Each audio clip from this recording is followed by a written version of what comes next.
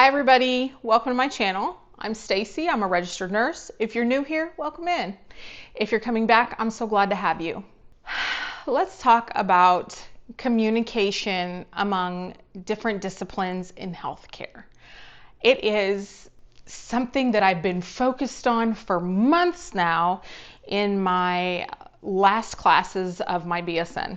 And so it's something that I've been thinking about a lot and something that really does play a part in my role in my career.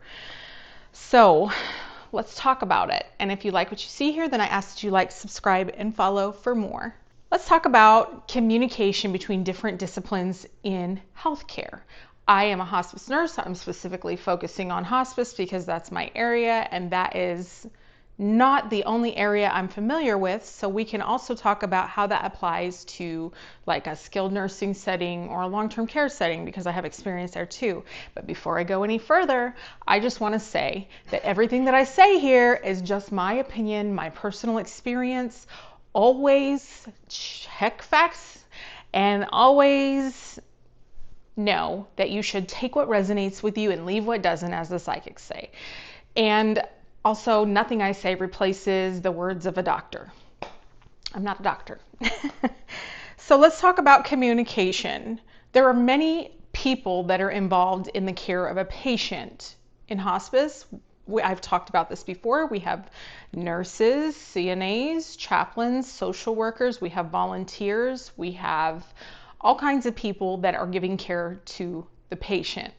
Plus, there are family members and caregivers, and that is a part of your interdisciplinary group because the family member is part of the patient's care too in hospice, and they're part of the care plan.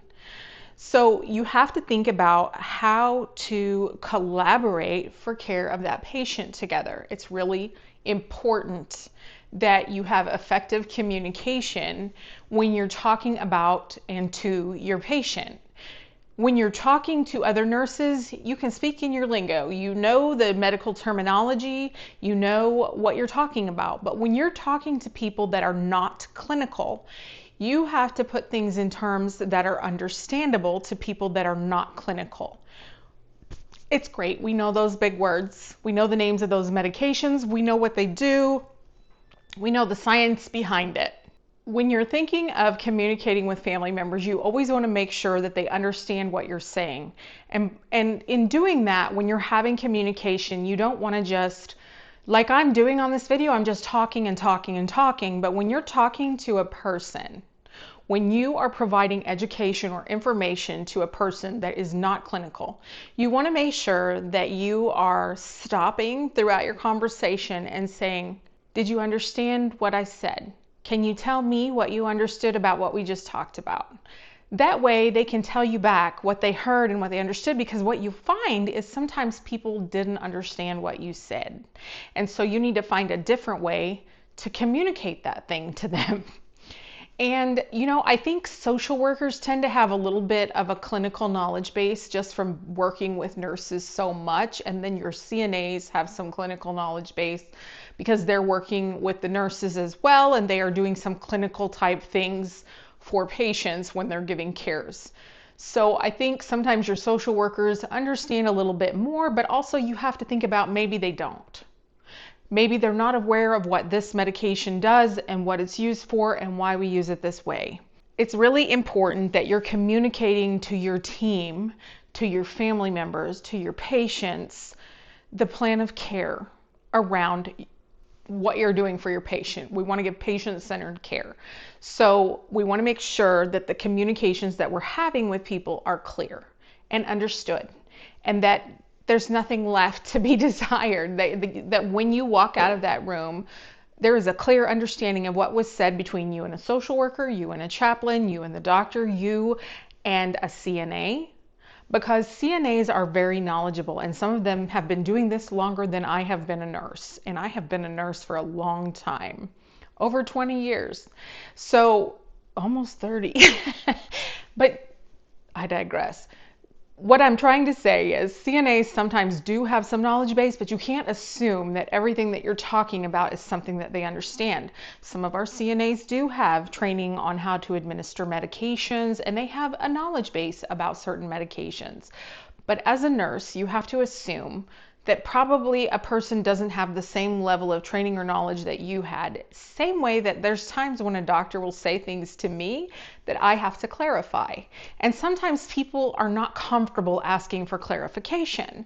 So it's really good when you're communicating to somebody that you verify that they understood what you said, that you repeat it and you have them repeat it back to you in some way, in a way that's understandable to them. It's good to write things out, send confirmation emails if you must. It's good to take notes. That way you can go back to those things. We talked about this on this day.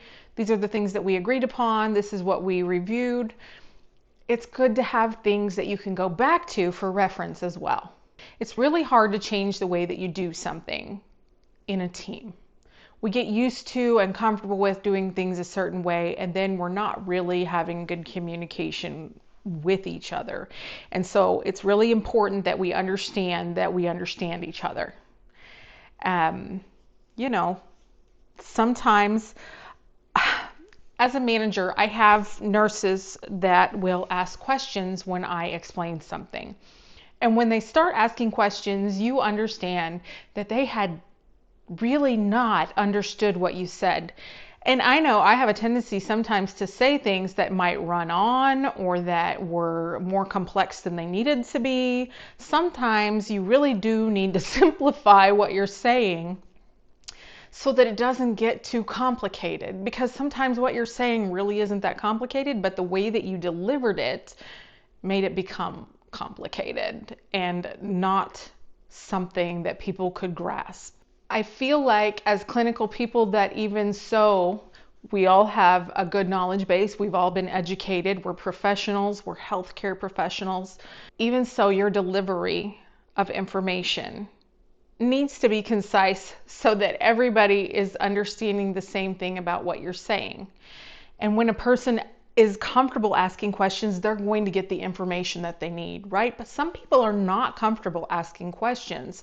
So I do have a manager that likes to call people out and ask them if they have anything to contribute to the conversation. And I want to tell you that I hate being called out, but I can see the value in it, because then you're going to listen to what's being presented to you. Because do you find sometimes that when you're listening to someone talk, that you start to zone out and you start to think about other things and you stop actively listening to what they're saying? Even though it might be important and imperative for you to know, your brain has gone, I don't know, your brain has gone to the kitchen after work, or your brain has gone to picking up the kids from school.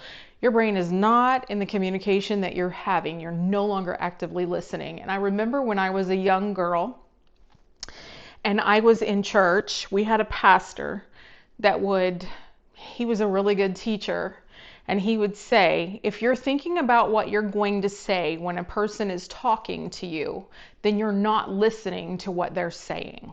And that has been something that has replayed in my mind over and over through the years, because I have a tendency to talk over people sometimes, right? I have a tendency to start thinking about what I'm going to say and trying to say it while a person is still saying something to me. And I've had patients' family members say to me, could you not interrupt me? And that's a hard thing to take, but it puts you right back into your place and you start listening again. So it's really important that when we're listening to people, that we're not thinking about what we're going to say next, that we're actively listening. And if we have questions, ask them. And if you're the person that's talking, be concise, be clear, and make it simple. I think that's the best advice that I could give from my experience and from the way that I know that I think sometimes, listen, if a person is talking too much, I'm definitely not in the conversation anymore. And so for me to get on this platform and talk, I wonder, is there something that I could be doing better so that you would understand what I'm saying better, and so that you're not zoning out when I'm talking? What are some ways that you work on making sure that your communication is clear so that everybody in the room understands. If you're in a group, how are you communicating those things? When you're in a long-term care facility, you're working with physical therapists, speech therapists, occupational therapy. You're working with social workers. You're working with activities people. That's similar to like your volunteers in hospice. They are volunteers, and hospice, activity folks are not always medical. They're not always clinical. So you have to sometimes reframe what you're saying to make it how you would talk to someone who does not work with you in a clinical setting. When I talk to well, I have a family full of medical people. When I talk to friends that don't work in the healthcare field, I think that I change my wording to make it, normal communication that I would have, not the same thing that I might say to a nurse that I'm working with at the desk, right? When you talk to a physical therapist, an occupational therapist, a speech therapist, sometimes they're going to say things that you're not familiar with. They're going to have terminology that you're not familiar with, and they're maybe going to hear terminology that you say that they're not familiar with. So it's really important that even in those types of settings that you're communicating clearly, simply, and making it easy for everyone to understand. You should have something across the board where everybody understands what's happening in your patient's care. And I think that that's really important, not just in healthcare, but in life, that we're listening actively and that we're communicating effectively. Sometimes we have a tendency to run on, right? I do. And I get distracted and get on another subject and go over to this lane when I need to come back into this lane. So I always am good at taking that constructive criticism because I've had to have it many times in my life. But again, how have you handled situations where you have felt like you weren't being heard, you weren't being understood? Maybe you didn't understand what was being said to you.